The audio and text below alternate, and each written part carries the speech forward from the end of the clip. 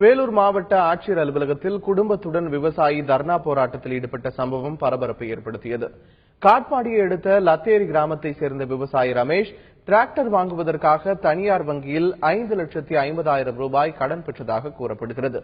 இதுவரை 3,25,000 ரூபாயை ரமேஷ் கட்டியதாக கூறப்படும் நிலையில் 17 லட்சம் ரூபாய் பாக்கி இருப்பதாக வங்கி நோட்டீஸ் அனுப்பியுள்ளதாக தெரிகிறது. இதனால் மாவட்ட ஆட்சியர் அலுவலகத்தில் டிராக்டரை நிறுத்திய ரமேஷ் அங்கு குடும்பத்தினருடன் அமர்ந்து தர்ணாவில் ஈடுபட்டார்.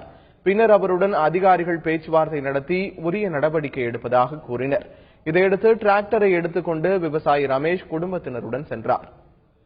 கரூர் வைசா பேங்க்ல கடன் 5,50,000 ரூபாய் வாங்கியிருக்கேன். இது வரைக்கும் நம்ம 3 லட்சம் கட்டியிருக்கோம் சார். இப்போ 17 லட்சம் கட்ட சொல்லி எங்களுக்கு ஒரே அமலம் பண்றாங்க சார்.